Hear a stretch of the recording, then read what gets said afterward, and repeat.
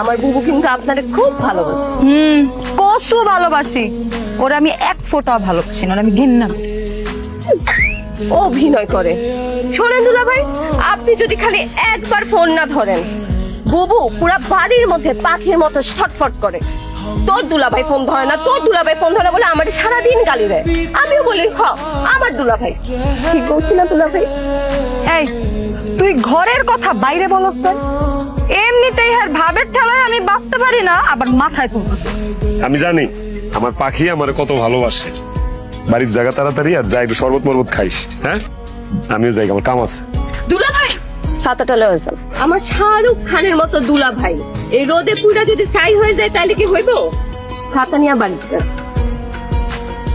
তবু কারণে আমি কেমন কথা শুনবো রে? হ্যাঁ শোন, আর যদি ঘরের থেকে বাইরে এসোস, বাইরে আর দুইটা ঠ্যাং কিন্তু আমি ভাঙ্গা ফেলামো কয়ে দিলাম। হ্যাঁ হ্যাঁ আব্বা আইতেছি আইতেছি।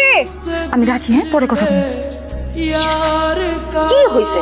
মিজান ভাই বারবার ফোন দিতেছে আর তুমি আমার ফোনটা নিয়ে আইছো। তোর ফোন নিয়ে আসুন না তো কি করুম? আমি যদি আমার নিজের ফোন দিয়া ফরহাদের লগে কথা কই, তাহলে তো মিজান ফোন দিয়া আনাদার কল পাইবো, ওয়েটিং এ পাইবো, আমি ধরা খেয়ে যাবো না। তাহলে এরকম ধরা খাওয়ার কাজ করিস কেন তুই বুবু বলতো? আজকে তোর জন্য কতটি কথা আমার মিজান ভাইরে কইতে হইলো। তুই মিজান ভাইরে না পেলে পাগল হয়ে যাবি। মিজান ভাই একবার ফোন না ধরলে তুই বাড়ির মধ্যে ছটফট ছটফট করিস। এসব তো মিথ্যা কথা, এসব তো তুই আমারে শিখাই দিছিস। আমি মিথ্যুক হয়ে গেলাম না? ওরে বাবা, একটুখানি মিথ্যা কথা কইছস তাতে একেবারে শরীরে পছন্দ ধরে যাইতেছে না। দেখ দেখ কই পছন্দ হচ্ছে, দেখ। তুই এগুলো কেন করিস বলতো? আর মিজান ভাইয়ের সমস্যা কি? মিজান ভাই তো ভালো মানুষ, তুই মিজান ভাইয়ের সাথে থাকলেই তো পারিস। এইদিক বস, আমি যেটা বলি সেটা শুন। বস, কথাটা মনোযোগ দিয়া শোন। এই যে তুই আমারে দেখোস, আমি দুইটা প্রেম করি, দুইজনের লগে একসাথে কথা বলি। এটা কি জানোস? এটা হইতেছে ব্যাকআপ। কি? আমি তোরা আরো সুন্দর ভাবে বুঝাই বলি, শোন। পৃথিবীতে প্রেম কইরা সেকা খায় যারা বেকা হয়ে যায়, এরা কারা জানোস? এরা হইতেছে বোকারা, কারণ এদের কোনো ব্যাকআপ থাকে না। বুঝছ নাই না? আচ্ছা তোরা আমি এখন উদাহরণ দিয়ে বুঝাই। এই ধর ফরহাদ আর এই ধর মিজান, আমি এদের দুজনের লগে প্রেম করি। এখন যদি ফরহাদ চলে যায় তাহলে মিজান আছে, আর যদি মিজান চলে যায় তাহলে ফরহাদ আছে। এরা দুইজনই হইতেছে দুইজনের ব্যাকআপ আমার কাছে। শোন, যার ব্যাকআপ যত স্ট্রং, সেকা খাওয়ার পরে তার কষ্ট ততই কম।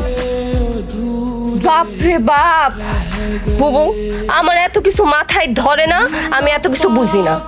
তোরে আমি একটা কথাই কই, সত্য কোনোদিন গোপন থাকে না।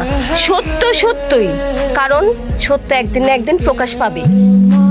এই যে এই যে মিজান ভাই আবার ফোন দিতেছে, এখন কি কইবি? হ্যালো হ্যালো, কিও তোমার না বাড়িতে যে আমার মেসেজ দেওয়ার কথা?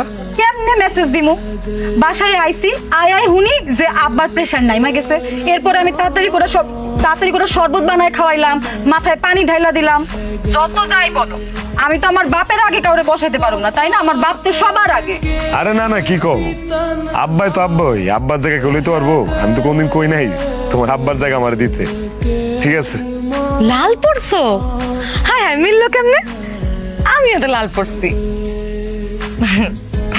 শুনো, কালকে কিন্তু তুমি কালো রং পরবা, ঠিক আছে? আমিও কালো রং পরবো, তাইলে আমাদের ম্যাচিং ম্যাচিং হবে।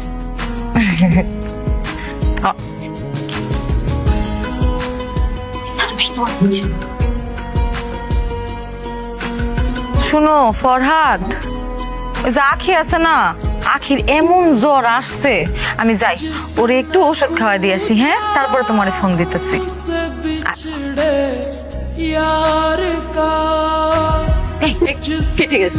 কি হয়েছে তো? হ্যাঁ, নিজে একটু ম্যানেজ করতে পারোস না? একটু পর পর খালি আইসা বুবু মিজান ভাই ফোন দিছে। বুবু আমি সব ম্যানেজ করতে পারি না, আর আমি সব কেমনে ম্যানেজ করুম? সবসময় তো তুমি আমারে শিখাই দাও, তোমার মুখের বুলি তো আমি কই সব সময়। আচ্ছা ঠিক আছে।